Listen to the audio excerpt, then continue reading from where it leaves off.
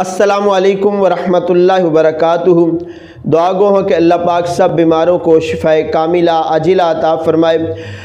آج کی اس گفتگو میں آپ کو یہ بتانے جا رہا ہوں کہ 27 رجب کے روزے کی فضیلت کیا ہے، اور پھر جو 27ویں شب آئے گی رجب شریف کی، تو اس میں جاگ کر اللہ کی عبادت کرنے کی فضیلت کیا ہے، اور پھر ساتھ آپ کو اس رات کو نوافل پڑھنے کا طریقہ بھی بتانے کی کوشش کروں گا۔ سب سے پہلے ایک حدیث پاک سنیے کہ یہ حدیث پاک شعب الایمان جلد 3 صفحہ نمبر 373 اور حدیث نمبر ہے 3811 کہ حضرت سیدنا سلمان فارسی رضی اللہ تعالی عنہ سے مروی ہے کہ رسول پاک صلی اللہ تعالی علیہ وآلہ وسلم نے ارشاد فرمایا کہ رجب کے مہینے میں ایک دن اور ایک رات ہے، جو شخص اس دن کا روزہ رکھے گا اللہ پاک اس کو 100 سال کے روزوں کا ثواب عطا فرمائے گا، اور جو اس رات کو شب بیداری کرے گا، جاگ کے اللہ کی عبادت کرے گا، تو اللہ پاک اس کو 100 سال کی شب بیداری کا ثواب عطا فرمائے گا۔ اور وہ کون سا دن اور رات ہے؟ وہ رجب کی 27ویں رات ہے اور 27واں دن ہے۔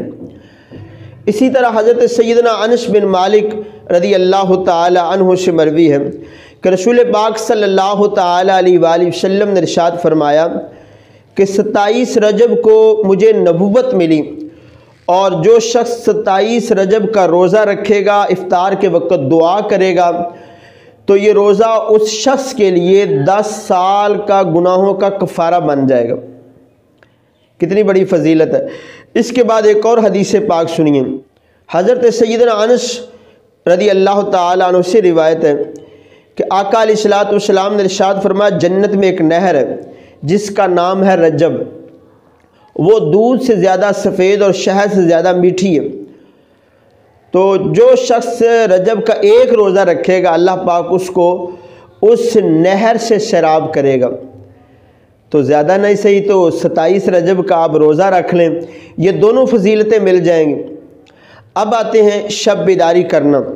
27ویں رات جو آ رہی ہے اس سال سن 2021 کو، تو یہ جمعرات جمعے کی درمیانی رات آ رہی، 27ویں شب، اور جمعے والے دن 27واں دن آئے گا۔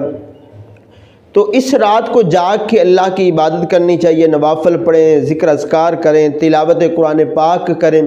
اس کے علاوہ کوئی اور بھی طریقہ کار آپ کہیں پڑھتے ہیں، سنتے ہیں، تو اس پر بھی عمل کرنا چاہیں تو کر سکتے ہیں۔ ایک طریقہ میں آپ کو بتانے جا رہا ہوں، یہ بھی شعب الایمان کی حدیث پاک ہے، صفحہ 373، یہ حدیث پاک ہے 3812۔ آپ نے اس رات کو 12 نوافل ادا کرنے۔